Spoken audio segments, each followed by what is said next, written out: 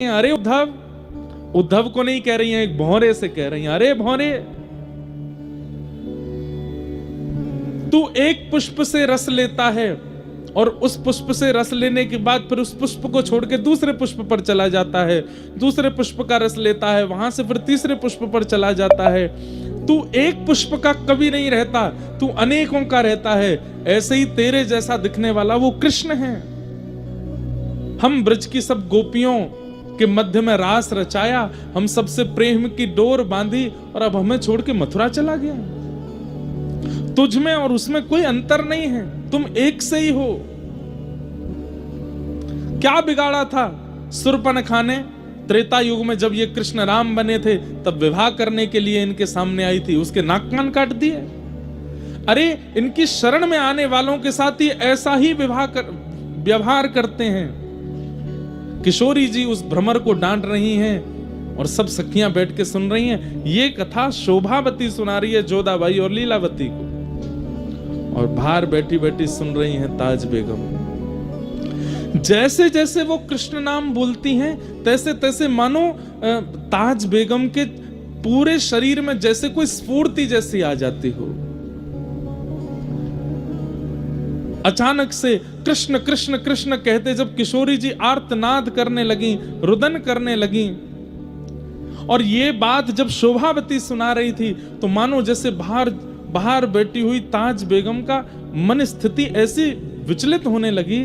तभी वहां पास में रखे किसी वस्तु का स्पर्श हुआ, जोर की आवाज हुई, भीतर का जो ध्यान था वो टूट गया। उठ करके लीलावती बाहर गई तो देखा वहां पर मूर्छा अवस्था में पड़ी है ताज बेगम। तीनों उसको लेकर के भीतर आए। शोभावती बोली, ये स्थिति तो किसी अत्यंत प्रेमी की होती है। नेत्रों में आंसू हैं, मुख कंपायमान हो रहा है, शरीर पूरा ज्वर से चढ़ रहा है, ये स्थिति इसकी कैसे हो गई?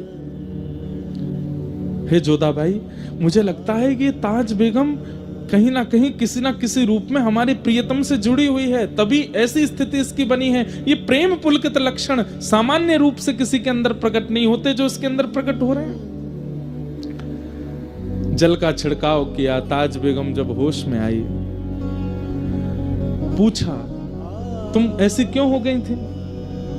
ताज बेगम कहती है, आप जो यहां बैठ करके सुना रही थी, मुझे नहीं पता वो कौन है, मुझे नहीं पता उद्धव कौन है, मुझे नहीं पता वो गोपियां कौन है, ये वृंदावन, ये मथुरा, ये सब क्या है। बस मुझे एक बात याद है कि मैं बाल्यकाल में अपने पिता के साथ वृंदावन गई थी और वहां मैंने एक झांकी देखी थी। शोभावती बोली, थोड़ा बताओगी कैसी झांकी? बोला, हाँ वो झांकी तो मुझे आज भी अनुभव होती है। कैसी झांकी थी? बोले, सिर पर मुकुट धारण था, कमल जैसे सुंदर नेत्र थे, मधुर मुस्कान थी, ऐसे भुजा में वंशी धारण की हुई थी, पीतांबरी पहनी हुई थी और पैर कुछ टेढ़े से धारण कर रखे थे, सीधे नहीं खड़े थे वो, और मुझे अपनी ओर इशारा कर रहे थे। शोभावती, जोधाबाई और लीलावती तीनों सुनकर के रुदन करने लगी और बार बार ताज बेगम को हृदय से लगाने लगी। अरे तुम तो चुनी हुई हो, तुम तो पहले ही स्वीकार कर ली गई हो।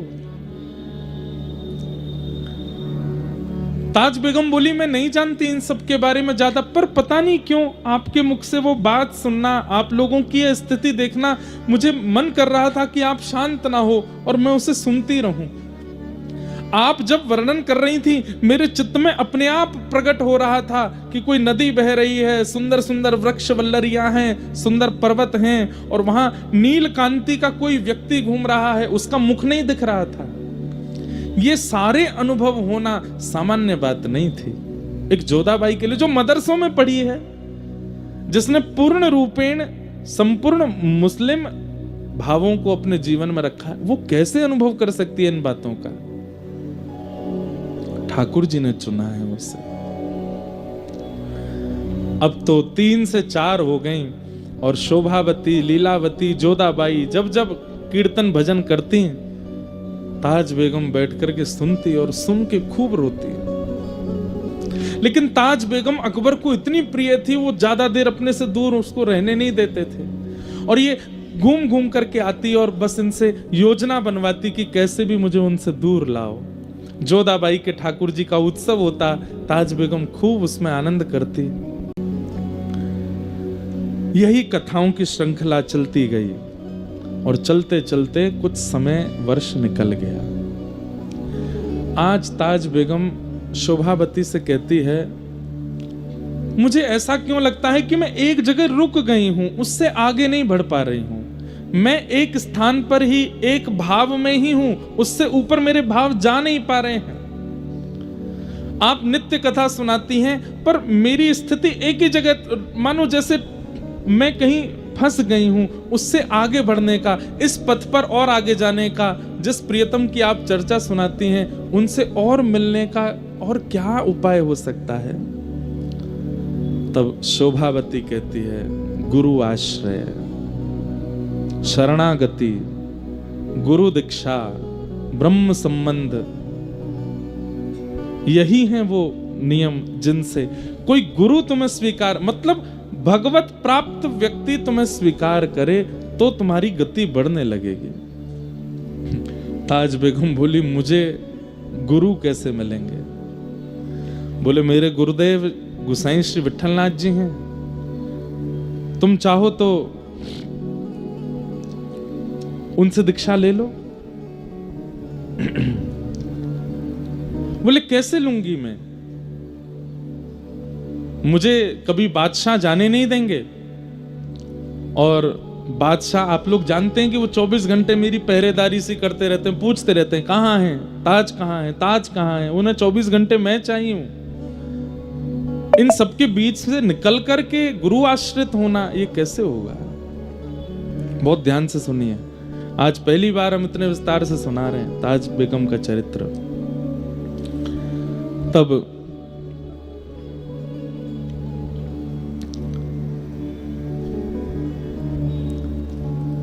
लीलावती शोभावती ने कहा, पत्र लिखो और पत्र में गुरुदेव से ही पूछो कि इसका समाधान कैसे हो। तब ताज बेगम ने एक पत्र लिखा और पत्र लिख करके गुसाई श्री विठलनाथ जी को भेजा। उस पत्र में लिखा कि मैं ऐसे ऐसे, ताज बेगम मेरा नाम है, मैं अकबर की पत्नी हूं, मेरे लिए बहुत दुष्कर है कृष्ण भक्ति करना, पर मैं फिर भी करती हूं, मुझे क्या क्या अनुभव होते हैं वो सब लिखा। अंत में कहा, गुरुदेव मैं बस आपकी दीक्षा ग्रहण करना चाहती हूं, उसके लिए मुझे मेरे पति को अपने वश में करना है, उनको वश में करने के लिए कोई टोना टोटका बताओ। गुसाई श्री विठलनाथ जी ने जब पत्र देखा और पत्र में जिन जिन भावों की स्थिति उसने बताई थी, उससे वो समझ गए थे। बोले, इसने नहीं चुना है ठाकुर जी को, ठाकुर जी ने चुना है इसे। बंधुओं, महीने 2 महीने में अधिकतर वृंदावन के स्वप्न आना, बार बार यमुना जी का दर्शन होना, बार बार वृंदावन रज की स्मृति होना, बार बार ब्रजवासी और ब्रज के रसिक संतों का स्वप्न में आना, अनायास ही बिना किसी प्रयोजन, किसी प्रयास के व्रज से कोई सामग्री घर आ जाना। और जब जब आप अपना फोन भी देखो या कुछ भी, मतलब ये कोई कोइंसिडेंस जैसा हो कि जब जब आप कुछ भी आधुनिक यंत्र भी खोलते हैं तो कोई व्रज की चर्चा या व्रज का भाव ही सुनाई देता है। और इसमें सबसे विशेष है कि स्वप्नावस्था, आपकी निद्रा अवस्था में व्रज बार बार आपके चित्त में आता है, तो कहीं ना कहीं गुरु या गोविंद के द्वारा आप स्वीकार किए जा चुके हो, ये उसका प्रमाण है।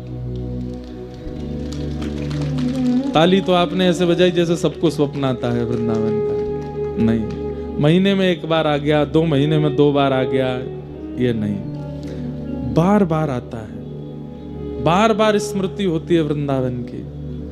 कुंज गलियों का अनुभव होता है, कभी निधिवन राज का दर्शन, कभी वृंदावन के श्री सेवा कुंज का दर्शन, कभी श्री राधा रमन लाल जी का दर्शन, कभी राधा वल्लभ जी का दर्शन, और नहीं तो वहां के रसिक संतों का दर्शन, वहां के ब्रजवासियों का दर्शन।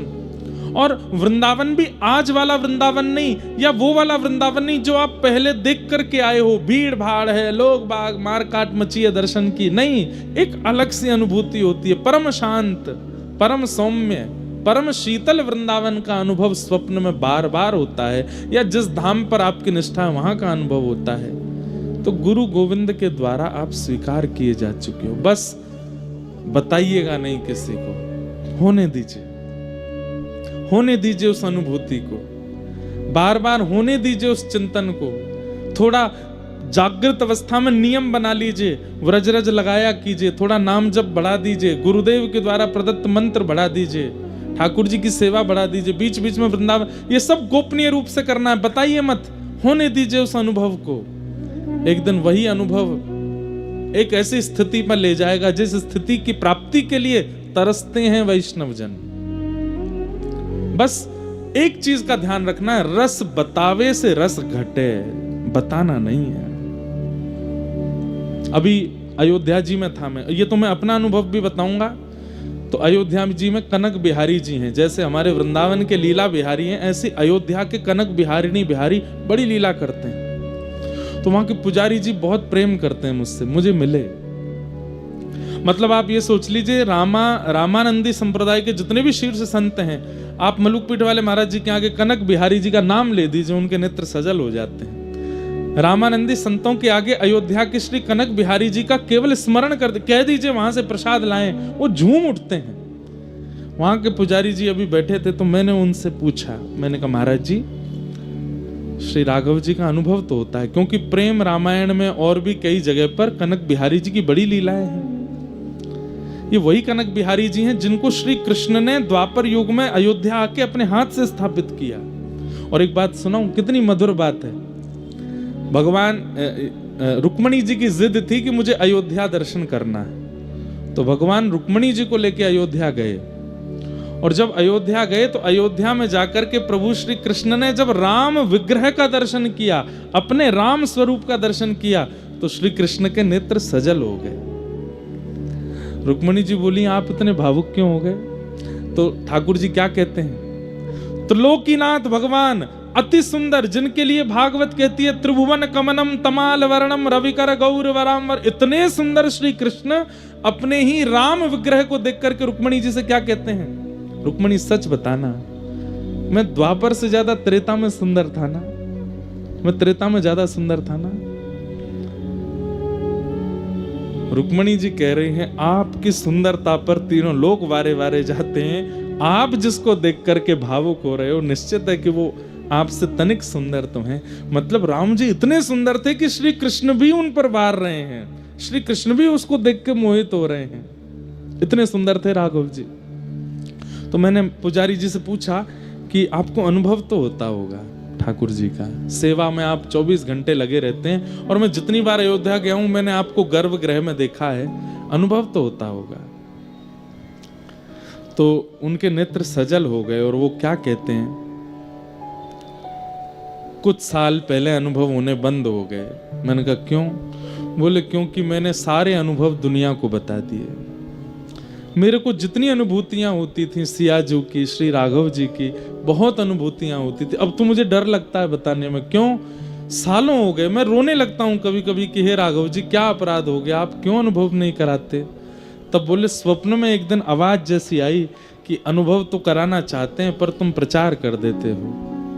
ठाकुर जी को आपकी अनुभूति का प्रचार उनको अच्छा नहीं लगता, वो चाहते हैं कि आपके साथ कोई लीला करें, पर आपका जब देखते हैं कि आप सब जगह बता देते हो कि क्या अनुभव स्वप्न में हुआ, क्या अनुभव वहां हुआ, वृंदावन गए तो क्या हुआ, बरसाना गए तो क्या हुआ, संतों को बताने दीजिए, कथावाचकों को बताने दीजिए, आप मत बताइए, वो उससे रस घटेगा, अनुभूति होनी बंद।